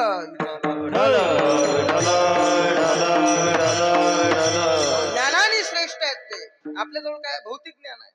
कोणाला कॅम्प्युटरचं कळतं तर कायद्यातलं कळत नाही, कायद्यातलं कळतं तर वैद्यकीयतलं कळत नाही, त्यातलं कळतं तर शेतातलं कळत नाही. हे असे आपले ज्ञान. म्हणून आमचे गुरुजी एक वाक्य सांगायचे, आपलं ज्ञान कसं आहे, एका विषयात तज्ञ आणि अन्य विषयात अज्ञ, हे आपलं ज्ञान आहे. डॉक्टर, आता डॉक्टरकडे आपण गेलो तर पूर्वी कसं असायचं, एकच डॉक्टर असायचा. नाडी चेक केली की सर्व सांगायचं, पोट दुखते का, छाती दुखते का, डोकं दुखतं, इलाज व्हायचा. आता प्रत्येक इंद्रियाचे वेगळे स्पेशलिस्ट झाले. डोळ्याचा दवाखाना, कानाचा दवाखाना, नाकाचा दवाखाना, हाडांचा दवाखाना, पोटाचा दवाखाना वेगळे झाले. पुढे विज्ञान इतकं प्रगत होईल पुढच्या युगामध्ये 5-50 वर्षानंतर असं होईल, हा उजव्या डोळ्याचा दवाखाना आणि हा डाव्या डोळ्याचा दवाखाना. तुमचं कोणतं दुखते पहिले त्याचं पहा, तिथं ते उजवा, त्याच्याकडे गेलो आपण डोळा, कोणतं दुखते उजवा, नाही नाही ते शेजारी आहे, मी डाव्या डोळ्याचा डॉक्टर आहे. म्हणजे आपलं एका विषयातलं ज्ञान अन्य विषयामध्ये आपण अज्ञ. पण संतांच्या जीवनामध्ये तसं नाही महाराज. असा जगामध्ये विषय नाही की संत त्यामध्ये तज्ञ नाहीत. विठाला विठाला ज्ञानेश्वरी जर आपण वाचली तर ज्ञानोबऱ्यांनी असा जगात विषय नाही की त्याला हात घातला नाही. वैद्यकीय क्षेत्रातला आहे, धार्मिक क्षेत्रातला आहे, भौतिक क्षेत्रातला आहे, प्रत्येक क्षेत्रामध्ये त्यांचं ज्ञानोबऱ्यांचं काय तुम्हाला सांगावं. आता हे शोध लागलेले आहेत, सर्व विज्ञानाने आपल्यापर्यंत आणून दिले.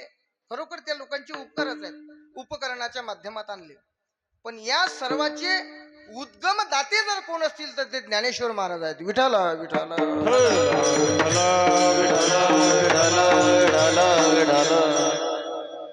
पाण्यापासून वीज कशी तयार करायची हे पहिले ज्ञानोबऱ्यांनी सांगितलं. मी सांगितलं ज्ञानोबऱ्यांनी. सूर्य चालत नाही, पृथ्वी चालते, हा भौतिक शास्त्राचा सिद्धांत, भूगोलाचा सिद्धांत, खगोलशास्त्रातला सिद्धांत ज्ञानेश्वर महाराजांनी पहिले सांगितलं. उदो वस्ताचे प्रमाणे जैसे न चालता सूर्याचे चालणे. जाऊ द्या, आपण जे चित्रपट पाहतो, काय पाहतो, चित्रपट.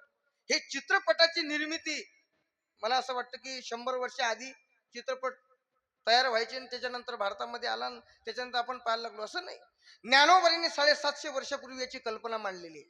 ज्ञानोबऱ्या सांगतात, जैसे सरोवर आटे मग प्रतिभा नाही, तो मनोरूपी पट फाटे. चित्रपट तो मनोरूपी पट फाटे, जैसे सरोवर आटे मग प्रतिभा नाही. ज्ञानोबऱ्यांनी कोणत्या क्षेत्रामध्ये हात घातला नाही मला सांग. म्हणून मामासाहेब सांगायचे, मामासाहेब दांडेकर सद्गुरू श्रीराम महाराजांचे गुरु, ते सांगायचे कीर्तनामध्ये की ज्ञानेश्वर महाराजांनी 4,500 दृष्टांत ज्ञानेश्वरीमध्ये दिले. ते 4,500 दृष्टांत जर आपल्या जीवनामध्ये आपण उपयोगात आणले तर आपला संसार सुखाचा होईल, आणि सिद्धांत उपयोगात आणले तर आपण परमार्थाच्या यशाच्या शिखरावर जाऊ. विठाला विठाला धन वित्त कुळे, कुळाने देखील ते श्रेष्ठ आहेत. तुम्हाला काय सांगावं, कुळाने श्रेष्ठ आहे. संताचं कुळ काय, संताचं एकच कुळ आहे, वैष्णव वारकरी. वैष्णव तो जया अवघी देवावरी माय. वैष्णव हे संतांचं कुळ आहे, लक्षात घ्या. आणि म्हणून हनुमंतराच्या बाबतीतला विचार सांगितला जातो. हनुमंतराच्या बाबतीमध्ये योनी जन्मला मरकट, नाथ महाराजांनी लिहिलेला आहे रामायणामध्ये, भावार्थ रामायणामध्ये. योनी जन्मला मरकट. हनुमंतर आहे वानर कुळामध्ये जन्माला आले की जे कुळ अपवित्र मानलं जातं. कसं मानलं जातं, अपवित्र मानलं जातं. म्हणून तुकाराम महाराज सांगतात, प्रभातेशी नाव न घ्यावे माकळाचे. माकळाचं नाव सकाळी घेतलं तर पाप लागतो असं म्हणतात. पण वैष्णव कुळाचा अंगीकार करून राम भक्ती करून त्या कुळाला इतकं श्रेष्ठ बनवलं महाराज. आज त्यांचं दर्शन घेतल्याशिवाय आपल्याला पवित्रपणा येत नाही. विठाला विठाला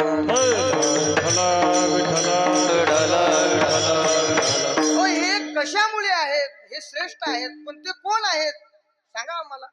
महाराज बोलले ना, धन वित्त पुळे अवघी आणि ते आगळे, ते म्हणजे कोण, अभंगाच्या दुसऱ्या चरणात.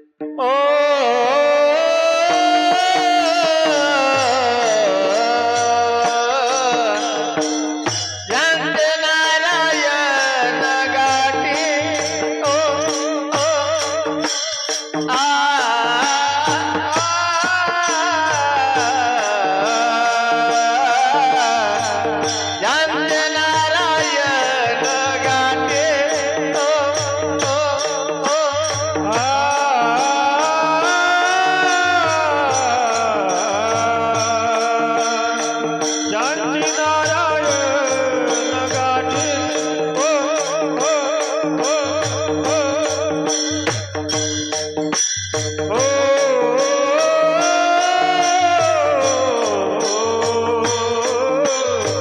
जानकी नारायण गाठी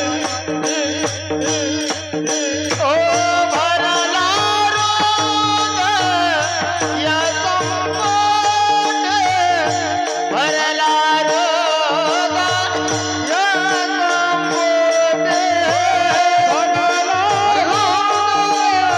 या संपुटी भरला हृदय संपुटी ओ भरला रोग या संकट भरला रोग या संकट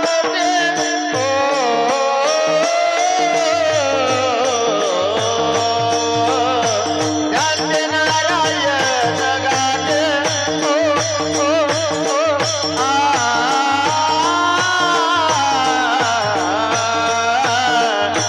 जानकी नारायण गाठे ओ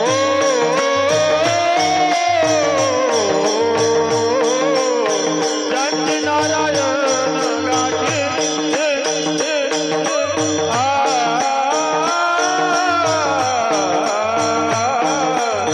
जानकी नारायण गाठी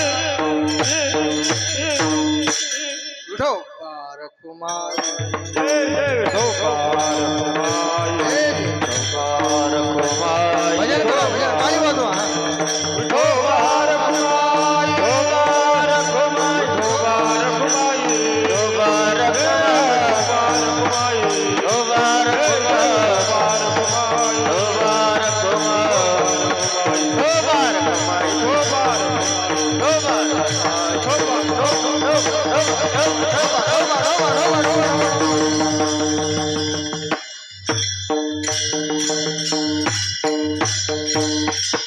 ज्यांचे नारायण गाठी भरला हृदय संपुष्टी. तुकाराम महाराज सांगतात की ते म्हणजे ते आहेत की ज्यांनी आपल्या गाठीला नारायण जोडलेला आहे, आपल्या जीवनाची मिळकत परमात्मा बनवलेली आहे. ज्यांचे नारायण गाठी आणि असं आहे भरला हृदय संपुष्टी, त्यांच्या हृदयामध्ये ओतप्रोत परमात्मा भरलेला आहे.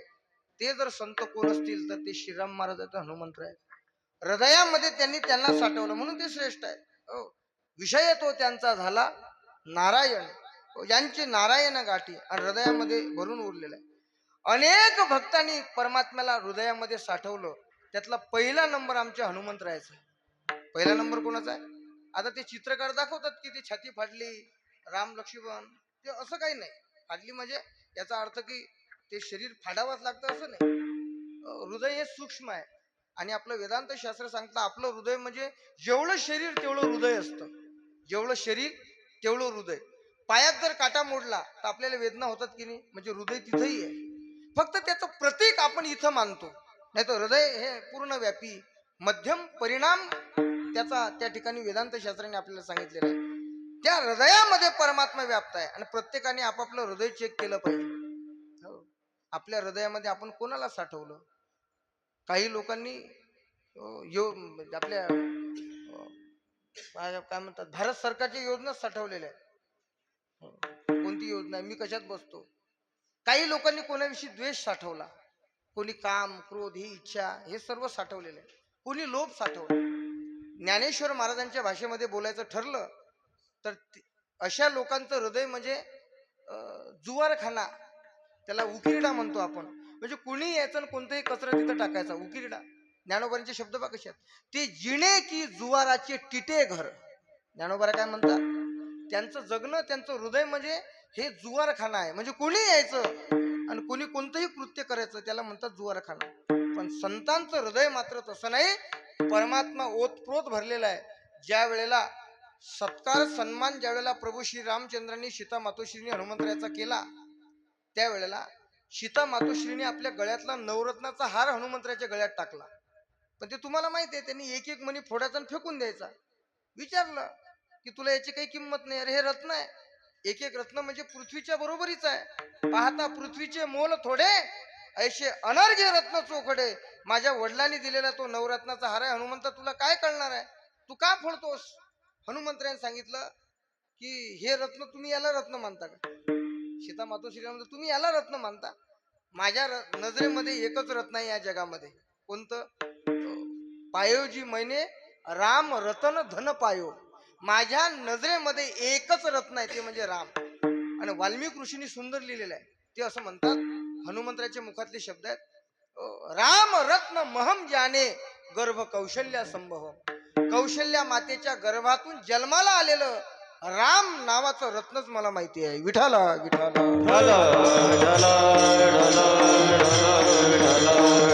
आता मग अशा संतांच्या हृदयामध्ये परमात्मा आहे. त्यांचं जीवन काय मग महाराज सर्व बाजूने गोडच आहे. अवघेचे गोड त्याचे पुरे सर्व गोड. सर्व अंगाने संत कोणत्याच अंगाने फिके नसतात. तुकारामांनी म्हटलेलं आहे, चंदनाचे हात पायेही चंदन, परिसा नाही ही न कवणे अंग, दीपा नाही पाठी पोटी अंधकार, सर्वांगी साखर अवघी गोड.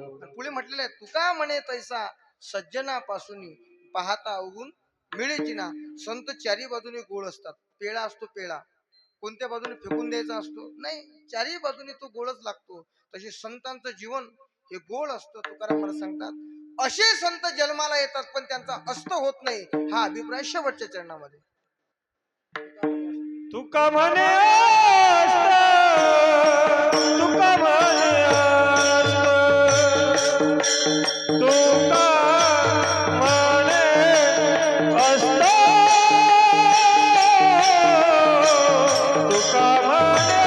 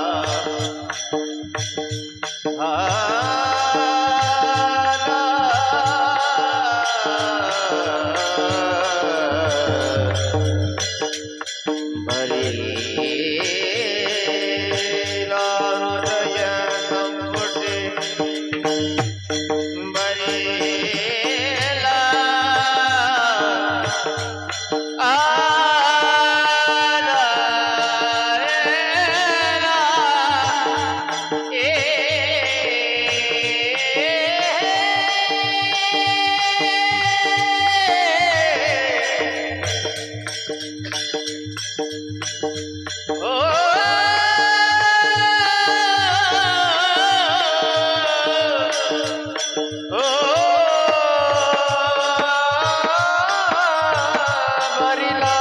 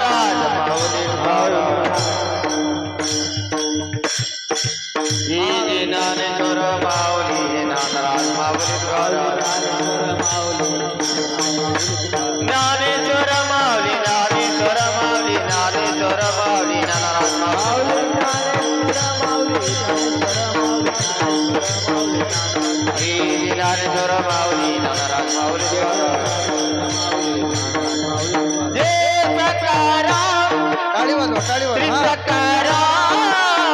समर्थ सद्गुरु श्रीराम श्री सकाराम जय जय जय जय जय श्रीराम सकाराम श्री सकाराम सकाराम समर्थ सद्गुरु जय श्रीराम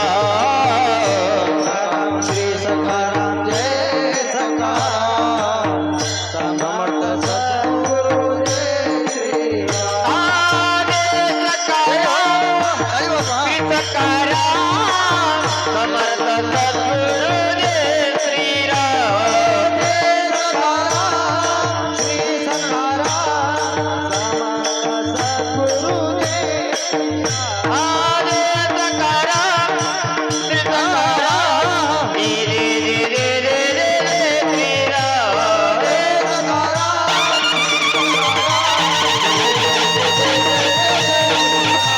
आरे रे रे रे रे रे श्रीराम रे रे रे रे रे श्रीराम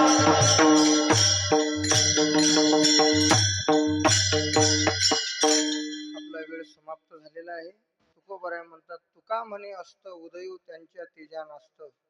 महाराज सांगतात संतांचा कधी अस्त होत नाही, ते उदयाला येतात पण अस्त होत नाही. ज्ञानोबराच्या भाषेमध्ये सांगतो तुम्हाला, ज्ञानोबराय म्हणतात सुसडा सूर्यकणांचा राशी नित्य उदो ज्ञानी असी आणि अस्तमानाचे जयाशी आडनाव नाही. तेच तुकाराम महाराजांची भाषा आहे. तुका म्हणे अस्त उदयो त्यांच्या तेजा नास्त. ते जन्माला येतात पण हनुमंतरासारखे चिरंजीव राहतात. सद्गुरु श्री श्रीराम महाराज वरुळ गावला जन्माला आले पण समाज मनामध्ये ते कायम स्वरूपी स्मरणामध्ये आठवणीमध्ये 100 वर्ष झाले तरी आहेत. याला म्हणतात संतांचं अस्तित्व. आणि ते ज्ञानामुळे भक्तीमुळे आणि परमार्थामुळे घडू शकतं, इतर कोणत्याही गोष्टीमुळे घडू शकत नाही. आणि म्हणून हनुमंतरायाच्या सद्गुरू श्रीराम महाराजांच्या जन्मोत्सवाच्या निमित्ताने जन्मशताब्दीच्या निमित्ताने या ठिकाणी संपन्न होत असणारा आपल्या पुण्य पावन भूमीमध्ये तरोळाडी या गावामध्ये हा कार्यक्रम आणि आजच्या या चतुर्थ दिवसाची सेवा, चैत्र शुद्ध एकादशीची सेवा मी भगवान पंढरीनायाच्या चरणी, हनुमंतरायाच्या चरणी, सद्गुरू श्री श्रीराम महाराजांच्या चरणी सुपूर्द करतो आणि माझ्या वाणीला पूर्ण विराम देतो. विठ्ठल विठ्ठल हा बोलिले थोडे वेळी वाकोळे हा नाही विचारीला अधिकार या फुला तुका म्हणे ज्ञानेश्वरा रखा पाया पैकी करा